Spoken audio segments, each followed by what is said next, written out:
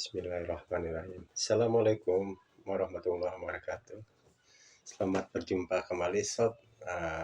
Dalam kesempatan ini saya mengucapkan sekali lagi pada rekan-rekan yang sudah mensupport saya baik secara moral ataupun motivasi-motivasi yang lain.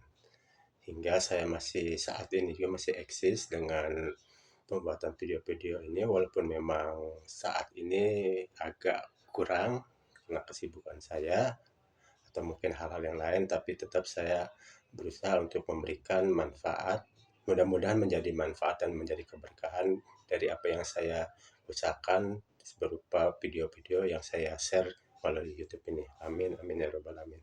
Baik Sob, dengan berjalannya waktu, alhamdulillah dengan keilmuan hipno, dengan kemarin pada saya anggap sih mudah-mudahan sih yang namanya puncak pasti ada bawah ya, tapi saya yakin itu cuma sunatullah. Tapi insya Allah saya bukan hanya itu, bukan saya anggap puncak, itu proses, saya anggap proses yang selalu ada naik turunnya. Tapi insya Allah saya berdoa semoga saya stabil aja, dalam artian saya tetap eksis sampai kapanpun dengan memberikan motivasi-motivasi yang bermanfaat untuk teman-teman. Baik Sob, kemarin saya alhamdulillah mengadakan berbagi dengan teman-teman saya di Depok, dan alhamdulillah dengan satu metode yang saya anggap satu metode ya, karena ini saya anggap ini perjalanan waktu saya dengan keilmuan hipno. Alhamdulillah awal-awal dulu kalau nggak salah saya di mungkin berapa bulan atau berapa tahun yang lalu saya membuat video tentang apa sih keuntungannya, kelebihannya, apakah lebih efektif hipnoterapi ataupun hipno kuantum. Nah, alhamdulillah dengan kemarin di Depok dengan berbagi ilmu hipno kuantum, di sana banyak teman-teman para praktisi, terapis-terapis, alhamdulillah dengan kondisi seperti itu berjalan lancar dan sukses, dan alhamdulillah juga hasilnya langsung bisa diaplikasikan kepada teman-teman terapis, dan alhamdulillah juga dari sekian beberapa orang yang sudah diaplikasikan kepada pasien-pasien, dan pasien-pasien yang lain pun menemui kesembuhan, tentunya dengan biiznillah, izin Allah sekali lagi Sob. Baik Sob, sekilas saya akan memberikan apa sih sebenarnya hipno kuantum itu. Sebenarnya pada dasarnya hipno kuantum itu sama dengan hipnotis yang awalnya dasarnya hipnoverbal, hipno fundamental, terus dikembangkan dengan hipnomagnetisme, dan saya ini hipno kuantum yang saya kembangkan ini murni dengan energi, dan insya Allah hipno kuantum yang saya kembangkan ini murni dari olahan hipno energi yang bersumber dari olahan pernapasan segitiga yang saya kembangkan dan saya berikan kepada teman-teman yang lain. Jadi pada dasarnya di awal kita itu sebagai makhluk mikro, tentunya makhluk mikro itu dengan keseluruhan ya, nah diri ini dengan segala tubuh, organ-organ tubuh dan segala yang ada di dalam diri kita, bahkan di dalam diri kita ini. Terus kedua dengan makhluk makro, yaitu alam semesta dan maha makro. Nah dari tiga itu akhirnya saya kembangkan dengan dikolaborasi dengan saya, diolahnya dengan pernapasan, boleh katakan bahasa lainnya prana ya, prana, karena saya lebih cenderung ke prana karena di situ memang pengolahan pernapasan murni. Alhasil dengan pengolahan yang ada dalam diri kita sendiri dengan alam, tentunya dengan kuasa Allah, terciptalah hipno energi. Nah, hipno energi ini saya kembangkan lagi menjadi hipno kuantum.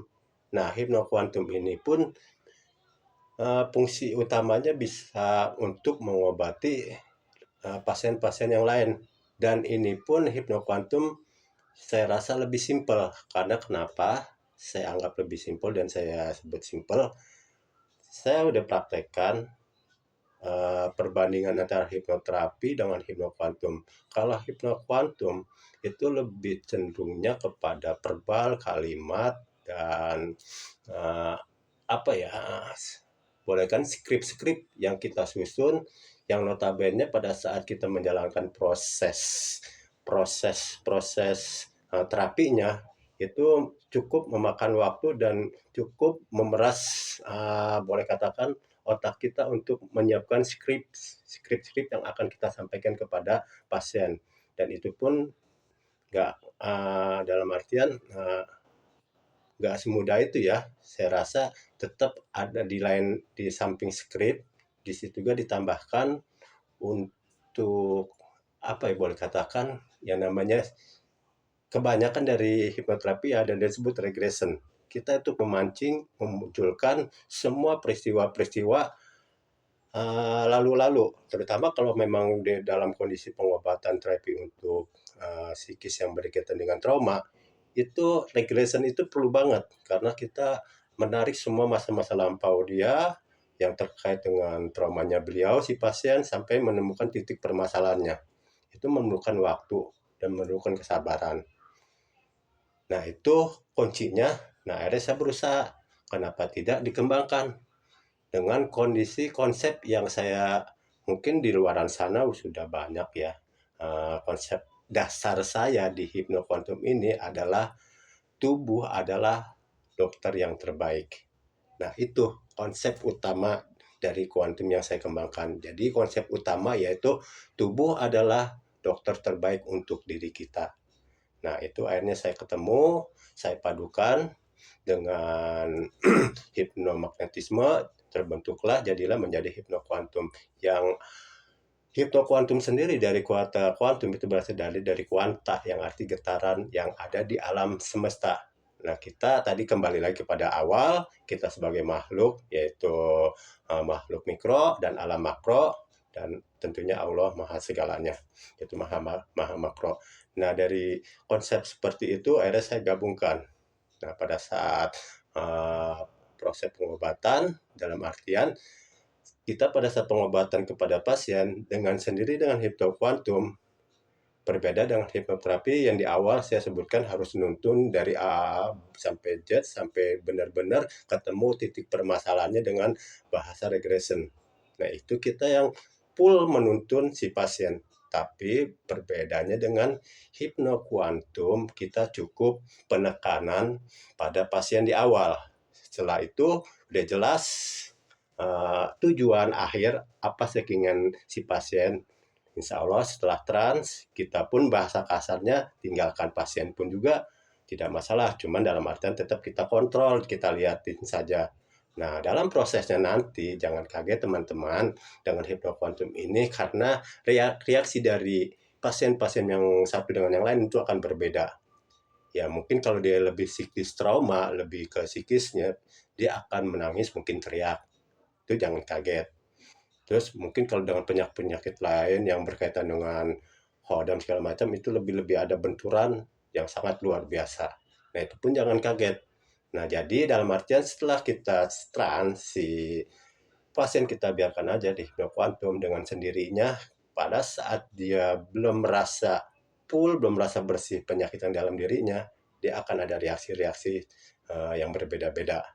Namun setelah merasa udah tubuh udah yang merespon, yang tubuh yang udah mengobati sendiri yang dalam tubuh, insya Allah dengan sendirinya proses terapinya pun selesai. Jadi lebih simpel. Nah, itu yang dimaksud antara lebih simpel mana hipnoterapi dalam pengobatan ini, hipnoterapi dengan hipnokuantum. Nah, sekali lagi dengan prosesnya waktu, dengan berjalannya waktu, akhirnya sudah terrealisasi dan dibuktikan oleh alhamdulillah dengan teman-teman. Sekali lagi makanya di awal saya mengucapkan terima kasih atas supportnya pada teman-teman yang sudah boleh katakan merealisasikan hipnokuantum ini. Dan teman-teman juga yang ingin bila memerlukan, ini saya bikin udah berupa PDF. PDF saya alhamdulillah sudah selesai. Ini berisi terkait dengan hipnoquantum. Bila teman-teman ingin membutuhkan bisa menghubungi WA saya yang tertera di YouTube. Itu saya rasa sekian dulu. Mudah-mudahan apa yang saya sampaikan pada teman-teman bermanfaat, dan sekali lagi saya mohon maaf bila ada kata-kata saya yang salah. Semangat selalu dan sukses selalu untuk teman-teman di luar sana. Assalamualaikum warahmatullahi wabarakatuh.